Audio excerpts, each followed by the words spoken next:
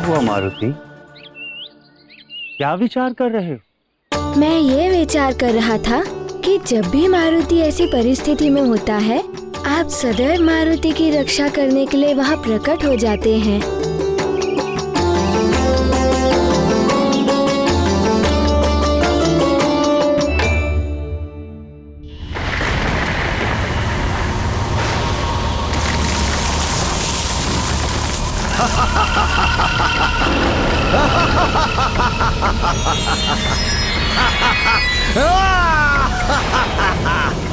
चक्रासुर के चक्कर में जो फंसा वो चल बसा।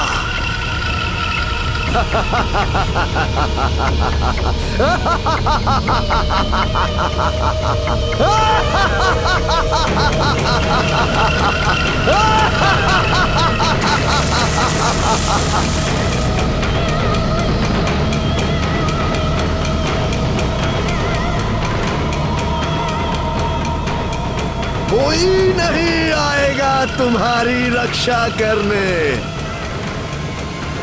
कोई नहीं। आपने मारुति के सारे मित्रों को घर क्यों भेज दिया? आपको उड़ने की शिक्षा जो देनी थी।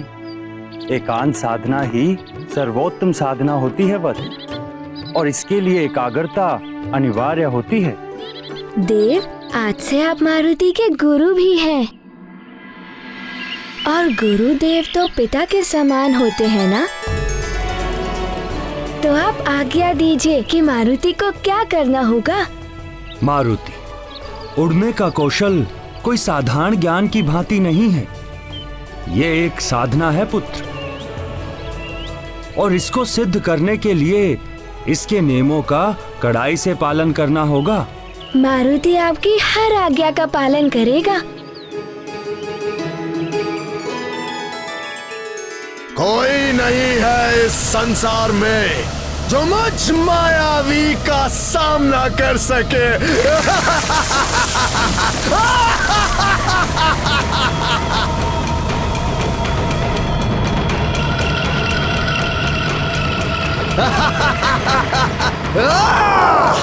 सर्वप्रथम आपको वायु तत्व और अंतरिक्ष तत्व को साधना होगा।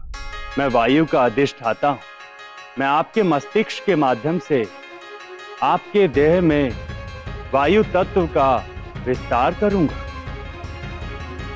अब तुम नेत्र बंद करके पूर्णतः एकाग्रचित होकर अपनी देह में विद्यमान इन तत्वों पर ध्यान केंद्रित करो।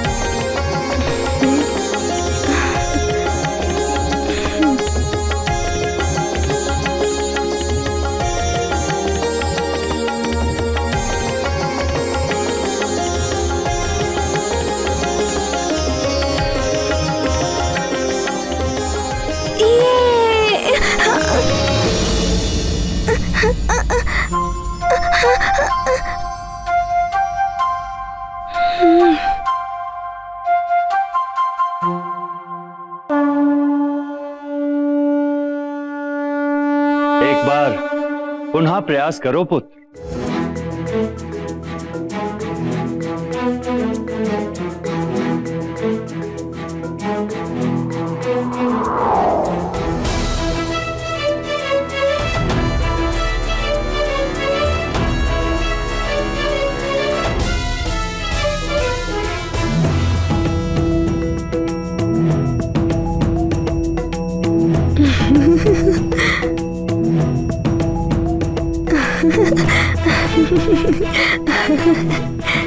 अब मारुति को उड़ना आ गया है। अब मारुति और ऊंचाई तक उड़ेगा और तीव्र गति से उड़ेगा।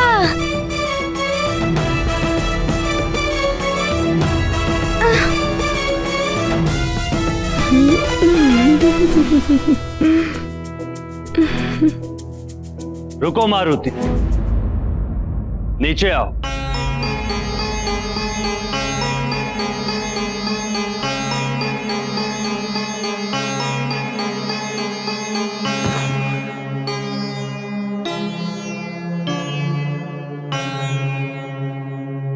क्या हुआ गुरुदेव, आपने रोक क्यों दिया? मारुति, आप बहुत उतावले होकर उड़ने का प्रयास कर रहे हैं, जो कि अनुचित है। आपको चोट लग सकती है। पहले भली भांति अभ्यास करके आपको निपुणता प्राप्त करनी होगी। मन को एकाग्र करके वायु तत्व पर ध्यान केंद्रित कर स्वयं को भारहीन होने का आभास कराओ। वायु से भी भारी। किंतु मेरा भार तो आपसे भी कम है गुरुदेव। बालक मन चंचल होता है। मारुति भले ही देवांश है, किंतु है तो एक बालक ही, और इन्हें बड़े बड़े कार्य भी करने हैं, इसलिए उड़ना इनके लिए बहुत आवश्यक है। देखो मारुति, कोई भी सिद्धि प्राप्त करने के लिए धैर्य की बहुत आवश्यकता होती है।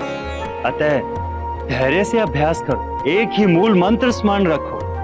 करो अभ्यास, उड़ो आकाश।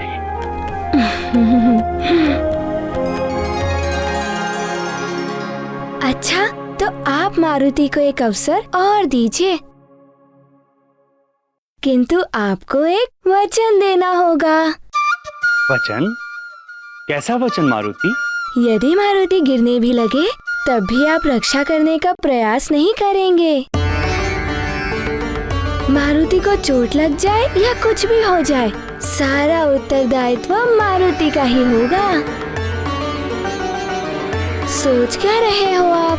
वचन दीजिए।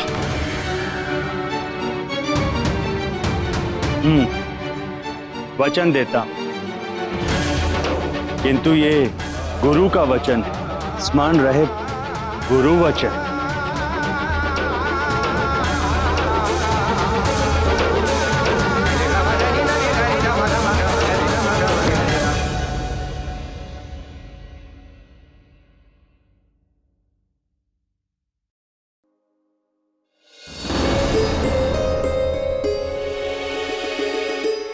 मारुति, मारुति, मारुति, मारुति। अभी तक खेल ही रहा है मारुति। अब तक तो उसे लौटकर आ जाना चाहिए था। न जाने कहाँ उछल कूद कर रहा होगा। है कहाँ ये? सेविका। जी महारानी जी। तुमने मारुति को कहीं देखा? अपने मित्रों के साथ बाहर खेलने गया था। महारानी, युवराज के सब मित्र तो अपने अपने घर लौट गए हैं, किंतु वो अभी वाटिका में ही है, वायुदेव के साथ। वायुदेव के साथ? जी महारानी जी। वायुदेव स्वयं आए?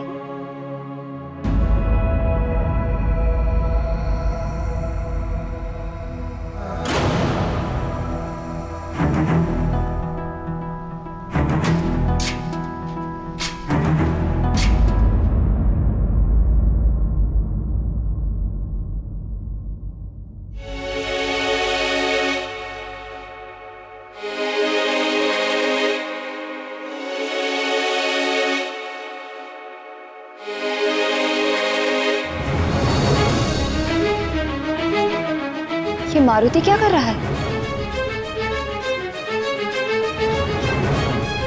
मारुति मैं तृतीय तक गिनता हूँ, तुम तृतीय पर नीचे कूदना। अवश्य गुरुदेव, आप गणना आरंभ कीजिए। मारुति, मारुति, मारुति! प्रथम,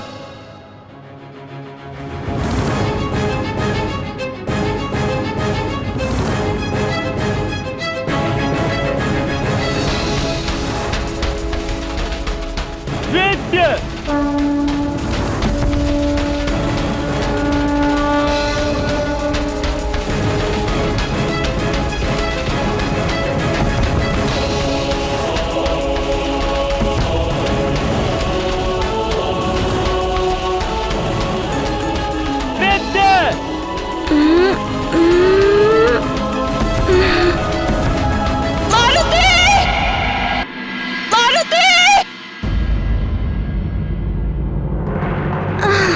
मारुति!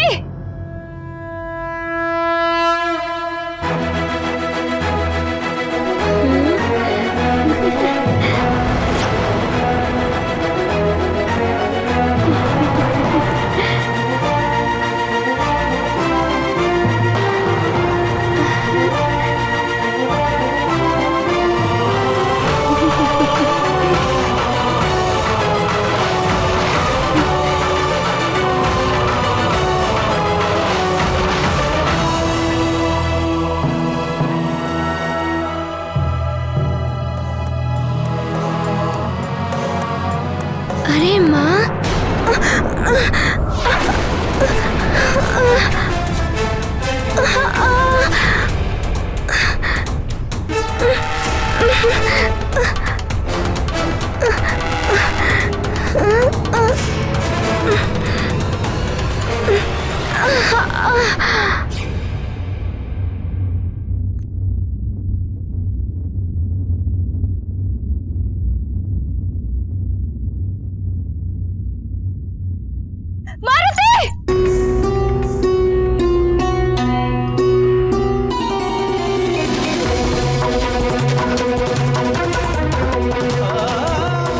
मारुति, तुम ठीक तो हो ना? तुम्हें कुछ हुआ तो नहीं ना? क्या किया तुमने मारुति?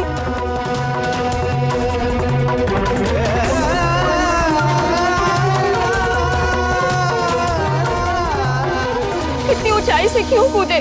माँ, मारुति तो उड़ने का प्रशिक्षण ले रहा था, किंतु मारुति अभी पूर्णतया सीख नहीं पाया है, इसलिए वो गिर गया था। एका क्या कहा था आपने? एकाग्रता। हाँ, एकाग्रता, वही मारुति को नहीं आ रही है। मन से चंचलता को पूर्णतः निकाल दो मारुति, तभी एकाग्रता आएगी।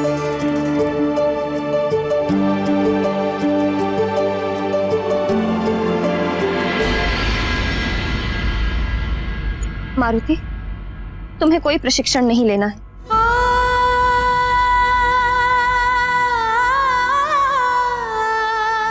सेवक, जी महारानी जी। मारुति को भीतर ले जाओ। जी महारानी। माँ, मारुति को तो बड़े बड़े कार्य करने हैं ना?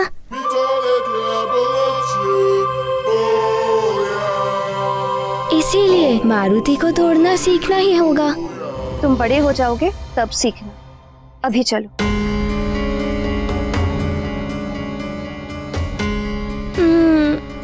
चलो मारुति।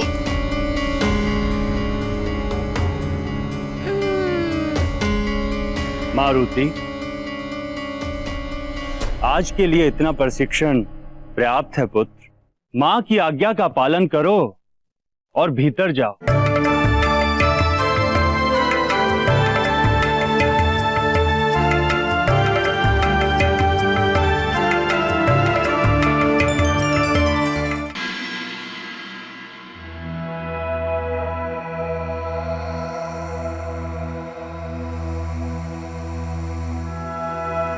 श्री गुरु चरण सर आपकी आज्ञा गुरुदेव।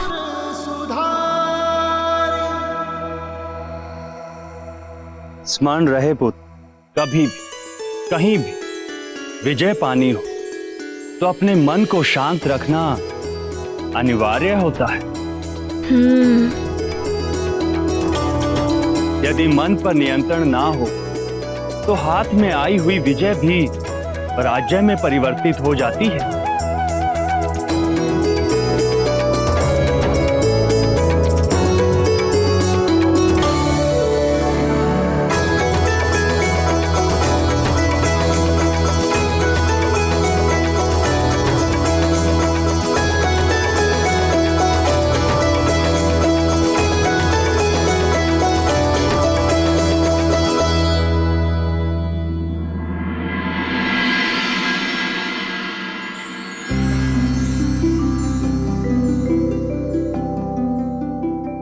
हे पावंदे, मारुति के प्रति आपके स्नेह के लिए मैं स्वयं को धन्य समझती हूँ, किंतु देव, मारुति बहुत अल्प आयु का है और आप उसे उड़ना सिखा रहे थे। मुझे चिंता है कि कहीं कोई अनहोनी हो जाती तो। देव, माँ का अपने पुत्र की सुरक्षा के लिए चिंतित होना स्वाभाविक है। आप माँ की दृष्टि से मारुति को केवल अबोध बालक के रूप में ही देख रही हैं, किंतु मुझे उसकी शक्ति के प्रमाण स्पष्ट दिखाई दे रहे हैं।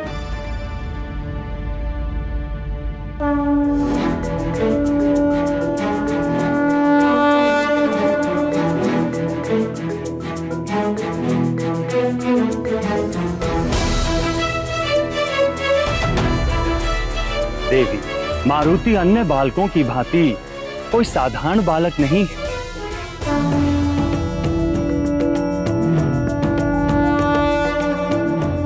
उसे जीवन में बड़े बड़े कार्य करने हैं, तो उसे उड़ना तो एक दिन आना ही है।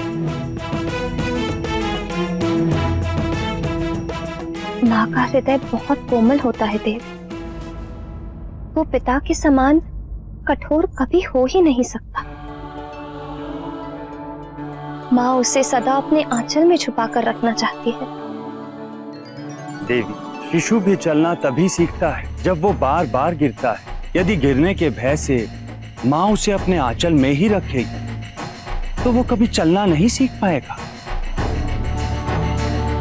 उसे अपने चलने की शक्ति का ज्ञान कभी नहीं होगा।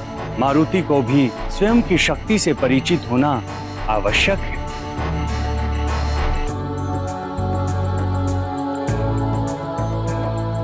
अन्यथा क्षमा करें देव, आप मारुति की शक्ति पर ही अपना सारा ध्यान केंद्रित कर रहे हैं, किंतु आप उसकी अल्पायु की ओर देख ही नहीं पा रहे। अपार शक्ति की तुलना अल्पायु से नहीं कर सकते।